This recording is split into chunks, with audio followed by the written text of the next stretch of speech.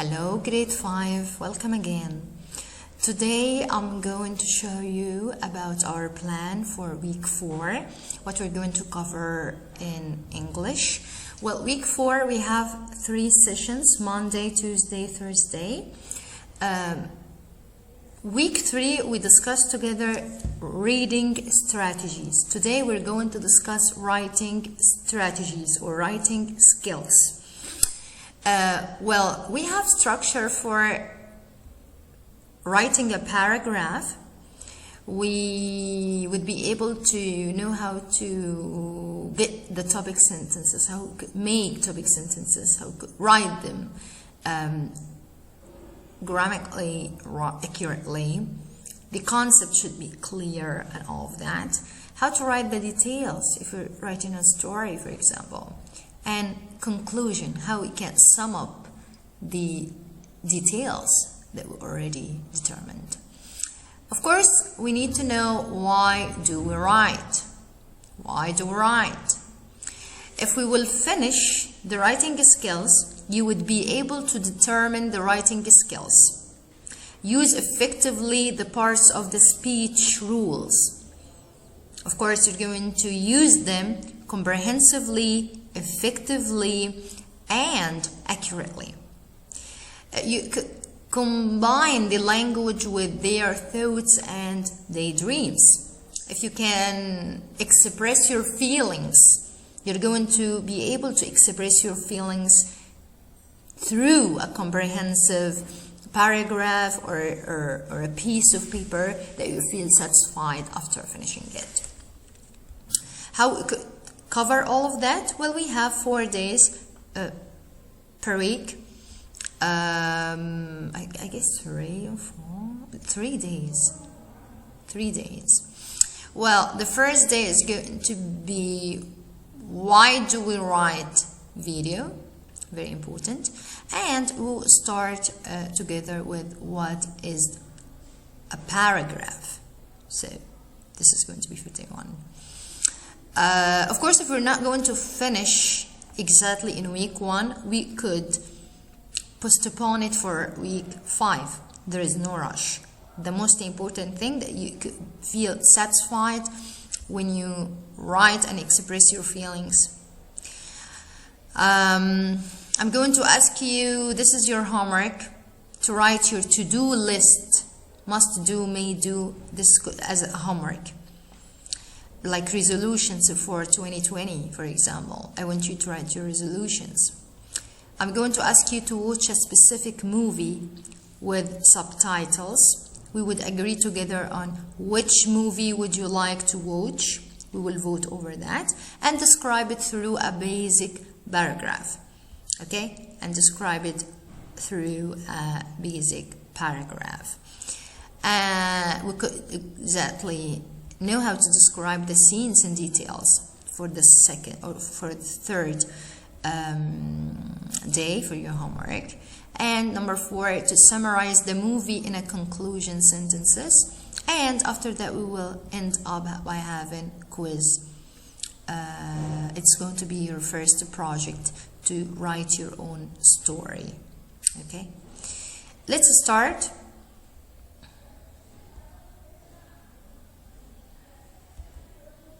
Here. First of all, I want you to watch this movie, this video about why do we write. Why do we write, Miss Ola? Why people write? Let's know why. Let's take a look.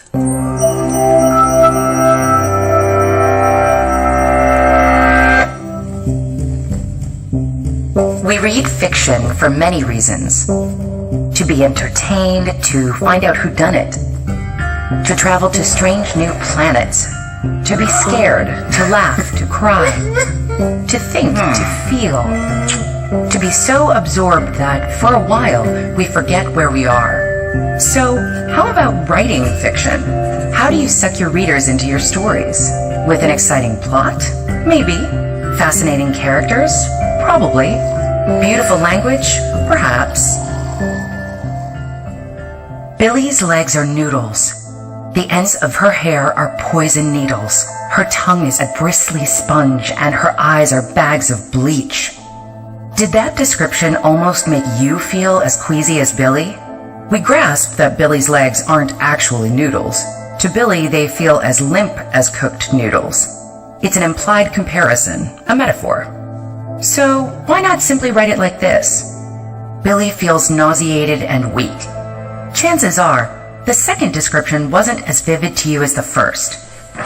The point of fiction is to cast a spell, a momentary illusion that you are living in the world of the story. Fiction engages the senses, helps us create vivid mental simulacra of the experiences the characters are having. Stage and screen engage some of our senses directly. We see and hear the interactions of the characters and the setting. But with prose fiction, all you have is static symbols on a contrasting background. If you describe the story in matter-of-fact, non-tactile language, the spell risks being a weak one. Your reader may not get much beyond interpreting the squiggles. She will understand what Billy feels like, but she won't feel what Billy feels. She'll be reading, not immersed in the world of the story, discovering the truths of Billy's life at the same time that Billy herself does. Fiction plays with our senses: taste, smell, touch, hearing, sight, and the sense of motion. It also plays with our ability to abstract and make complex associations. Look at the following sentence. The world was ghost quiet, except for the crack of sails and the burbling of water against hull. The words quiet, crack, and burbling engage the sense of hearing. Notice that Bacall doesn't use the generic word, sound. Each word he chooses evokes a particular quality of sound. Then, like an artist laying on washes of color to give the sense of texture to a painting, he adds another layer, motion, the crack of sails, and touch, the burbling of water against hull. Finally, he gives us an abstract connection by linking the word quiet with the word ghost. Not quiet as a ghost, which would put a distancing layer of simile between the reader and the experience. Instead, Bacall creates the metaphor ghost quiet for an implied rather than overt comparison. Writers are always told to avoid cliches because there's very little engagement for the reader in an overused image such as red as a rose, but give them love began on a beach. It began that day when Jacob saw Annette in her stewed cherry dress. And their brains engage in the absorbing task of figuring out what a stewed cherry dress is like. Suddenly, they're on a beach about to fall in love. They're experiencing the story at both a visceral and a conceptual level, meeting the writer halfway in the imaginative play of creating a dynamic world of the senses. So when you write, use well-chosen words to engage sound, sight, taste, touch, smell, and movement. Then create unexpected connotations among your story elements and set your readers' brushfire imaginations alight.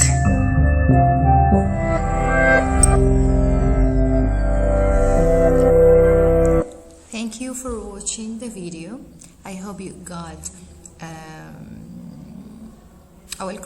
well comprehensive concept regarding to writing. Why do we write? Why do we read?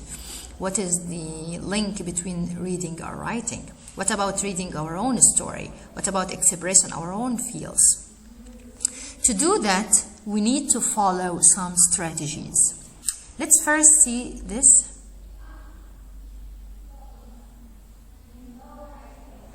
This is a pic.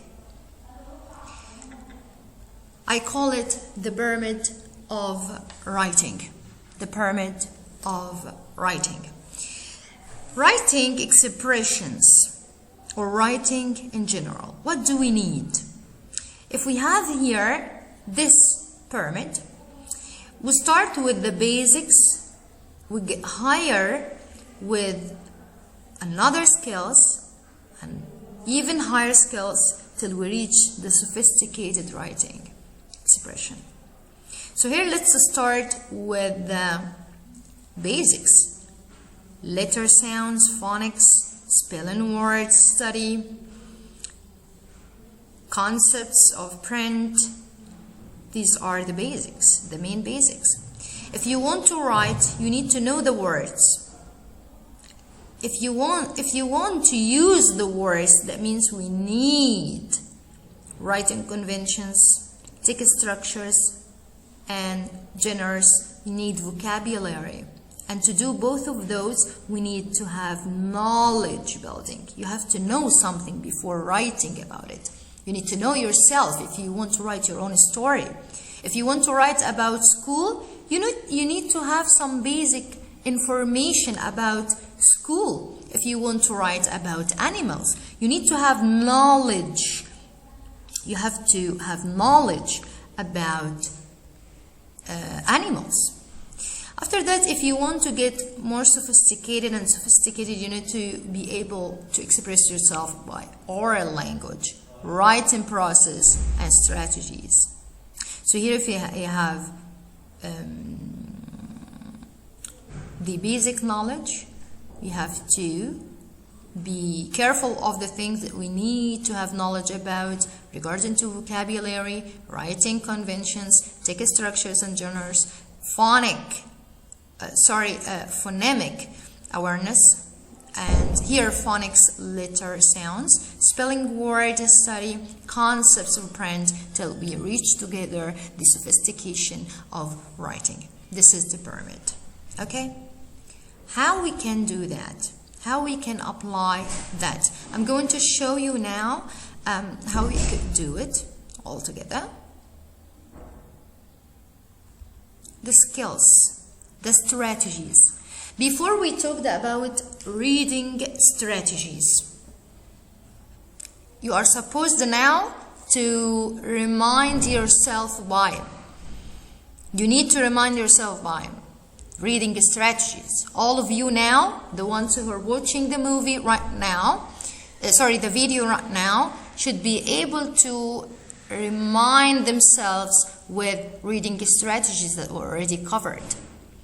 Well, we have some strategies for writing as well. Understanding academic writing, how to write academically. Understanding writing assignments. Exploring, focusing on a topic. Finding research sources. Evaluating research sources. Using sources ethically. Crafting a thesis statement. Organizing your evidence. And drafting and revising. This is what we call academic writing. Of course, we're not going to start right away with the academic writing. You're not asked to be able to write academically, but at least I want you to get a little bit perspective about the academic writing. Now, I'm going to show you again, writing strategies. A writing strategies is a tool that good writers use to make sure the writing is engaging, organized, and reads smoothly.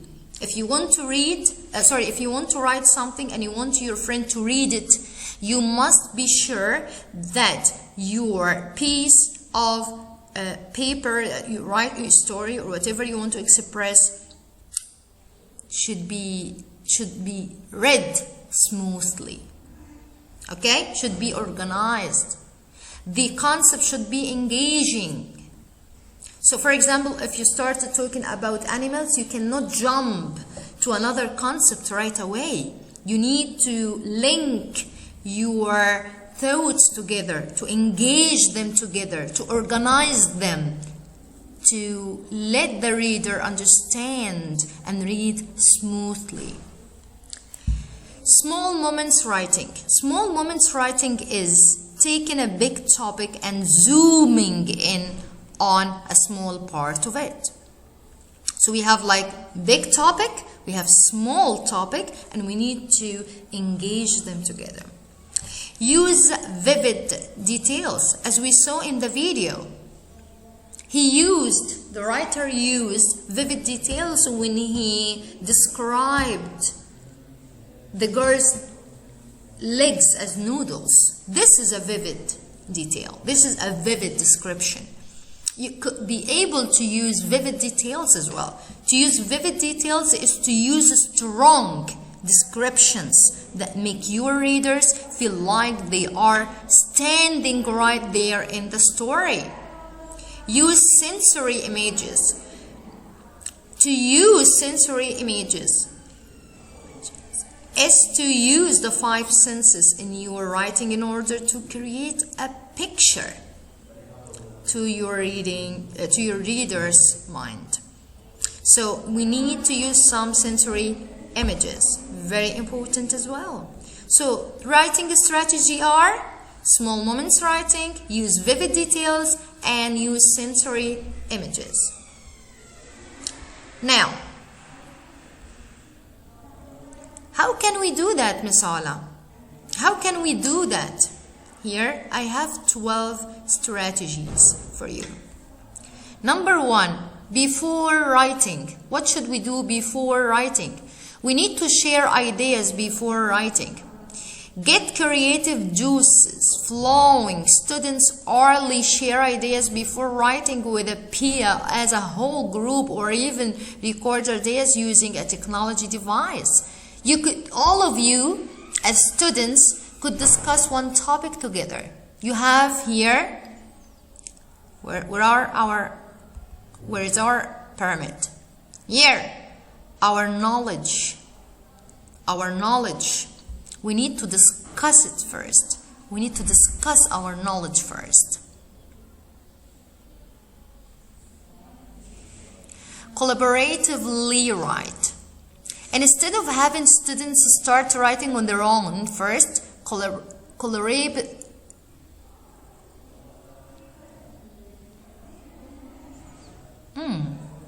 that's interesting. So we're going to have collaborative project. I want all of you to discuss a topic together. We're going to discuss lots of topics collaboratively, and we're going to share our ideas and concepts to create a collaborative writing table. Very important. Sentence starters. Oftentimes, students will say, I don't know what to write about. And a sentence starter can help guide them with their writing. Writing warm-up. Writing warm-ups are great to help students get their creative juices flowing. They are also helpful to encourage students to write down their thoughts. Pre-writing, before writing. Brainstorming is a powerful tool to help writers flush out all the ideas, and then a focus storm helps them to organize and fine-tune their ideas. Graphic organizers. Breaking writing up into more manageable chunks. Breaking a paragraph into sentences. Great. This is the start. Breaking a paragraph into simple sentences makes the task seem less daunting and more doable. Modeling and guided writing. Before having your students begin a writing assignment, show them models to teach and create or exemplar students. So here we need to make some examples for each other. Mini writing lessons. Writing tools. You have to have a choice. Sense of purpose. If you do not want to write, no one could let you. No one could force you. You need to have the purpose to read and to write. Conference with students, and after that we're going to discuss all of these things through our conferences. Now, let's see how we can write. If we're going to break our paragraph into sentences, let's know how to write a paragraph. Today we're going to learn about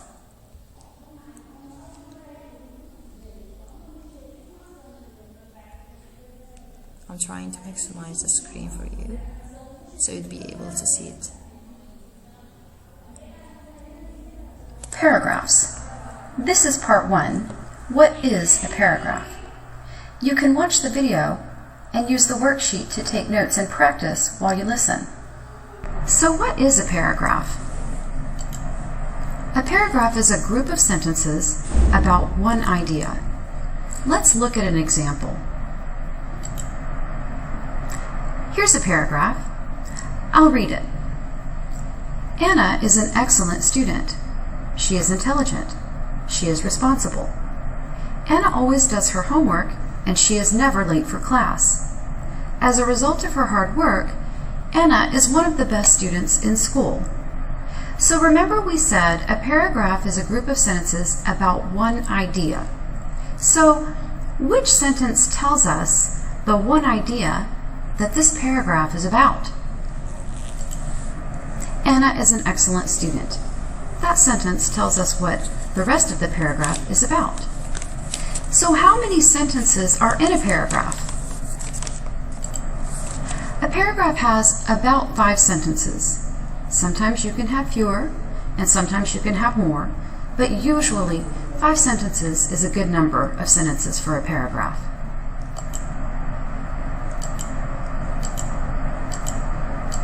You can see that our example has exactly 5 sentences. And remember, the first sentence of a paragraph is indented. That means there's a space before the first sentence. Paragraph parts. So how many parts does a paragraph have? A paragraph has 3 parts. The first part is a topic sentence. This tells the main idea, or what the paragraph is about. The topic sentence in our paragraph about Anna is, Anna is an excellent student. That sentence tells us what the rest of the paragraph is about. The next part of a paragraph is the detailed sentences. These explain and support the main idea. Our example about Anna has 3 detailed sentences. They explain and support why Anna is an excellent student. Here are the 3 detailed sentences of our example paragraph. She is intelligent. She is responsible. Anna always does her homework, and she is never late for class. Do you see how these 3 detailed sentences explain the topic sentence? Because they tell us why Anna is an excellent student.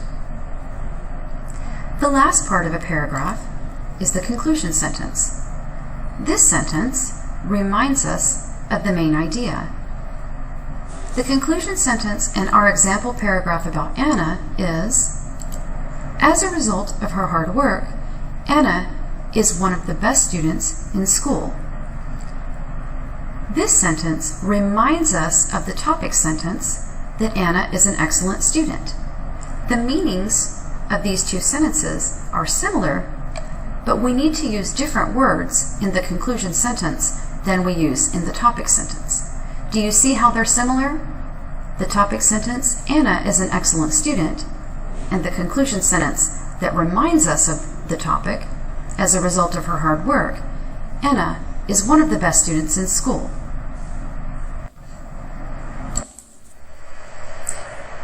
Our paragraph practice for today is complete. I hope this video helped you Thank you for watching the movie. Thank you enjoyed the video, and that's it for today. What is the paragraph? Here we finished the structure of the paragraph. We finished that. We took a look about the topic sentences, about the details, and about the conclusion. Okay? Your homework is to write your to-do list. This is your homework. Write your to-do list. What to-do list? Well, to-do list means the thing that you must do or the thing that you may do. I want you to get in Word and write here to do list, and then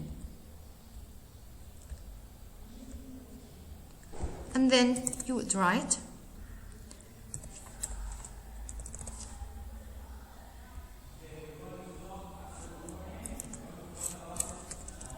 I must organize blah blah blah blah blah blah blah. This is a sentence, for example. Number 2, I have to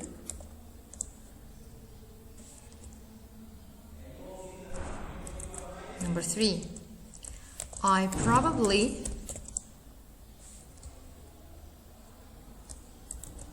Number 4, my mom and myself should, my family